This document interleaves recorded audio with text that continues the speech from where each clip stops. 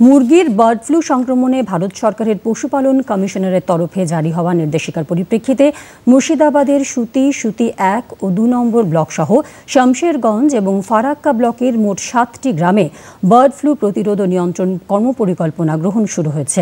ঝাড়খণ্ডে 10 কিলোমিটার ব্যাসার্ধের মধ্যে অবস্থিত এই গ্রামগুলিতে সব হাঁস মুরগির খামার, বাজার এবং এলাকায় হাঁস মুরগির রোগ প্রতিরোধে জৈব নিরাপত্তা প্রোটোকল কঠোরভাবে অনুসরণ করতে বলা হয়েছে।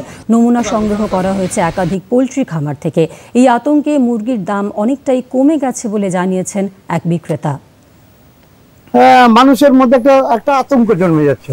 যারা ধরুন যে সচরাচর মুরগিওয়ালাদেরকে একটু অ্যাভয়েড করে চলছে, ওরা মুরগিওয়ালাদের পর্যন্ত মানে মুরগি তো খাচ্ছে না, কিন্তু আমি বলবো সচেতন হোক, মানুষের সচেতন হোক, সবাইকে যেন নিজের মতনই করে চলুক। আমরাও মানুষ, তবে হ্যাঁ আমরা সবসময় চাইবো, আমি যেমন কাস্টমারকে ভালোবাসি, কাস্টমার যেন দোকানদারকে ভালোবাসে, তবে দোকানদারের উপরে ডিপেন্ড করে যেন কাস্টমার মুরগিটা নেয়। মুরগিওয়ালা সকলে নিজেরা চাইবে যে নিজের ভালোটা বজায় রাখতে।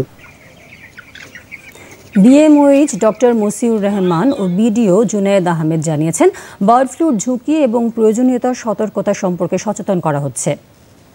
এই প্রিকশনে মানে আমরা বোঝার চেষ্টা করছি যে বার্ড ফ্লু জাতীয় কোনো জিনিস যদি আগে থেকে কন্টামিনেশন হয়ে যায়, হিউম্যান কন্টামিনেশন, তাহলে সেটা থেকে যাতে আমরা আগে থেকে অ্যাকশন নিতে পারি, কাজ করতে পারি।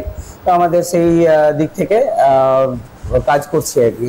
স্পেশালি এই বার্ড ফ্লুর ক্ষেত্রে সর্দি কাশি এবং জ্বরের সংক্রমণটাই বেশি হয়।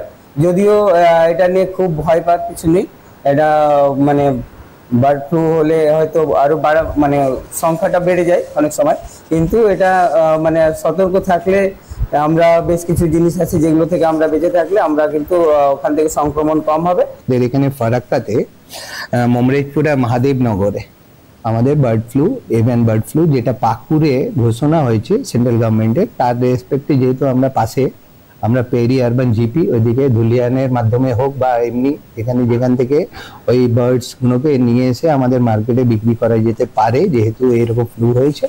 তো এরকম আমাদেরকে সজাগ থাকার জন্য তো আমরা অ্যাকচুয়ালি ওইখানে 3 রকমের ছিল যে সার্ভেলেন্স আমাদেরকে করতে হবে, যাতে কোথাও কোথাও মুরগি মরছে এটা খবর নেওয়া, প্রিভেন্টিভ মেজার্স নিতে হবে কিছু, এবং পাবলিক অ্যাওয়ারনেস করতে হবে। তো আমাদের যেখানে যেখানে লেয়ারিং আছে, যেখানে বার্ডসগুলোকে গ্রো করা হয়, সেসব স্পটেও আমরা গেলাম, ওদেরকেও সচেতন করে এসেছি।